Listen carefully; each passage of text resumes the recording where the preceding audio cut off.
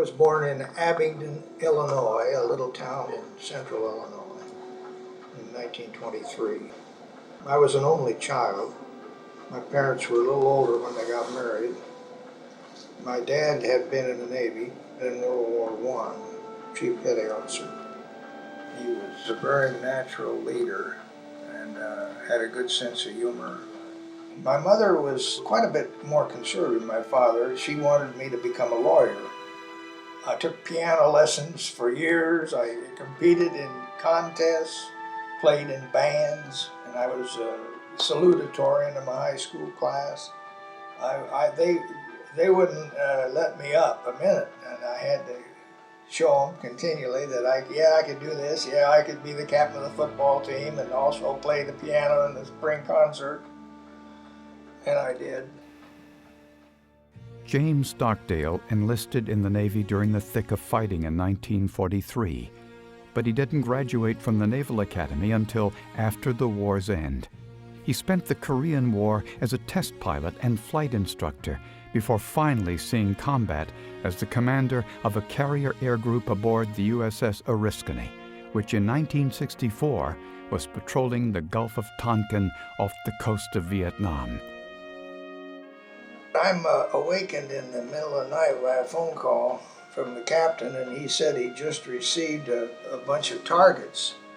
The first time we've ever targeted North Vietnam came as I was having that little snooze. He said, I want you to lead the #1 priority, and that's the POL storage, that's oil and lubricant storage at Vien. Vien's a town in North Vietnam. And I was going to take about 12, 14 airplanes up there. And so I did, and we blew them off the map. And that was on the 5th of August, 1964. If you look in your history books, that's the day the Americans entered the war.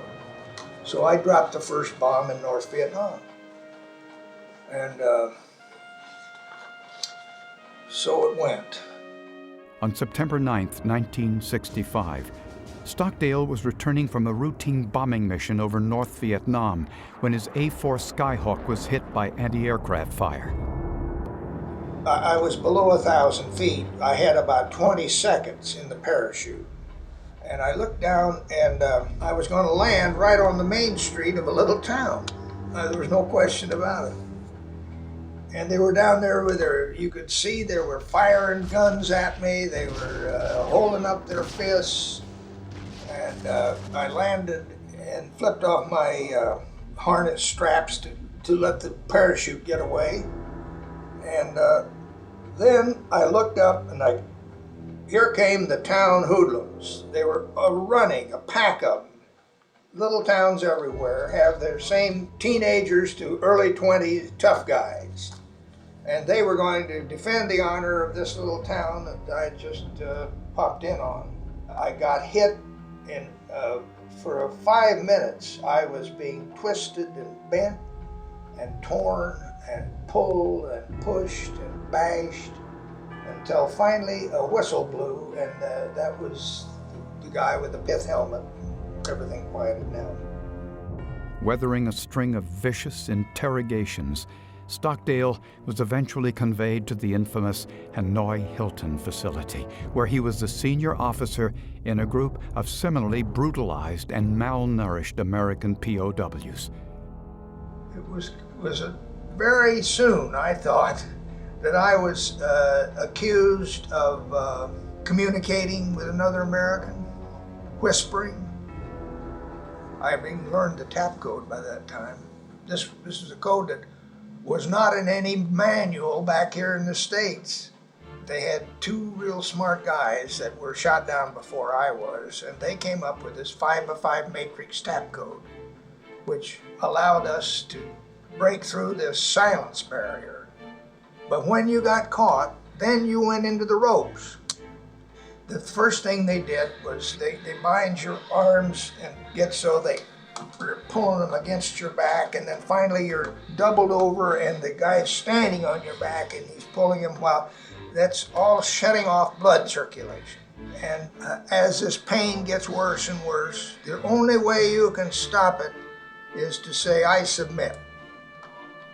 And there's nobody in North Vietnam ever failed to submit. No such thing as a guy that beat the ropes. My good friend, Nels Tanner, had the wit, under all this pressure, when asked who in your squadron turned in his wings rather than to fly against the heroic Vietnamese people, he said there were only two, Clark Kent and Ben Casey. Well, they thought that was a real scoop, and they shotgunned that remark all over the world. That's where leadership really comes out, because you can be persuasive and get people to do things that are going to be painful, because that's the only way we can have our self-respect. For an unimaginable 7.5 years, Stockdale would work tirelessly to organize and empower his men to resist their vicious tormentors, lest they be used to derive valuable information or become the objects of carefully constructed North Vietnamese propaganda. What they really wanted was a statement, because if the Americans saw that, that would be bad. But finally, they knew I had a lot of power over the other men. Not power that I mean, but I was persuasive. Guys liked me as leader, and they didn't. That was a bad sign. They were giving me the ropes twice a week, probably, and finally they said, "Okay, now tonight we're going downtown." So here. Guard, take him over and we'll take a shower, bathe, and clean up. I said, okay, now we're gonna do it. I said, I'm gonna make myself, when you look good on the camera, I don't want to be that way. I'm gonna cut a swath down my head with this razor so that they will never take me downtown with looking like that. So I'm there, and I'm going like this, and I'm making progress. I'm getting the hair out, and then finally he came back the second time, and he said, "Yow!" And he had seen blood all over my shoulders, because I didn't know I'd skinned my head while I was doing it. So here I was standing there naked with hair. Well, they looked at me, and I was just like a mess. I sat down on that. I just took the ropes position. I laid down there right where they would put the ropes on me, and they said, "Get up! You have no right to the ropes." And I thought, wow, this is something new. And then they said, "Now, what will the senior officer say tonight?" And they said, "We'll go get a hat. That's what we're going to do." So they leave and they make a hat. They go out to get a hat. And so I found a stool that was heavier than any of these chairs. So I just started bashing my face, my cheekbones with that stool. And that's why the doors were moving, because they want to know what in the hell was going on in there, because they could hear this swat, swat, swat, swat. Well, anyway, I kept that up. And when they came back in again, there was no question about it. My eyes were swollen shut. They went away, and that was the end of that night. I lay down and I cried that night, right on that floor. I was so happy that I had the guts to get it all together and make it impossible for them to do what they were going to try to do.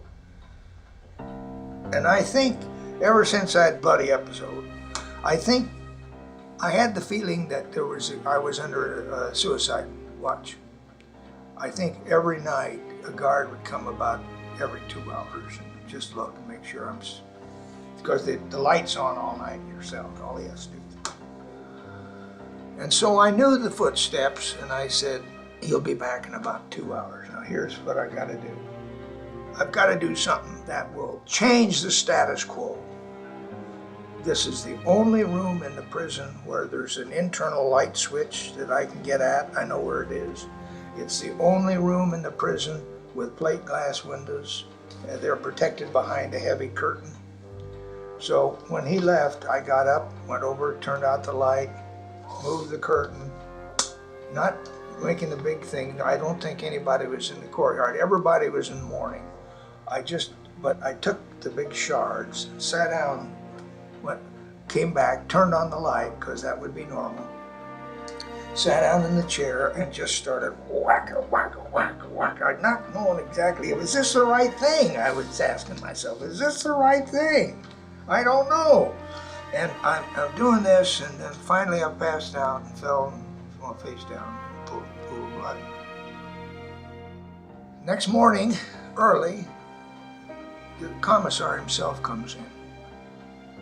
He said, you will be removed from this place and put in an isolation until your arms heal. And at that time, you will be treated as an ordinary prisoner. So I was soon back in communication, and I learned that torture in the prison with the ropes had stopped for all Americans that night. I cut my wrists. So that was 70, 71, and 72 were a piece of cake in comparison. We lived like you would in a regular prison. In 30-man rooms, there was some movement, but the whole problem was solved, except for the war, and that got solved when the B-52s came in. Jim Stockdale, a Navy carrier pilot, was shot down over Vietnam in September 1965. He spent the next 7 years in captivity, 4 of those years in solitary confinement, but with spirit and mind, if anything, strengthened. In 1973, he was returned to the United States and reunited with his family. Now a Vice Admiral and head of the Naval War College, he wears the light blue ribbon of the Medal of Honor. What he learned in the crucible of prison camp, he believes, is priceless beyond measure. We're so glad to be home. Our thoughts have been with you ever since we left, and they're going to be with you from now on. For just an instant, permit me to let my thoughts turn inward, however. Inward to these wonderful Americans with whom I've been in prison. I'm proud of their performance. We've fought together, we've laughed together, we've cried together, and we've prayed together.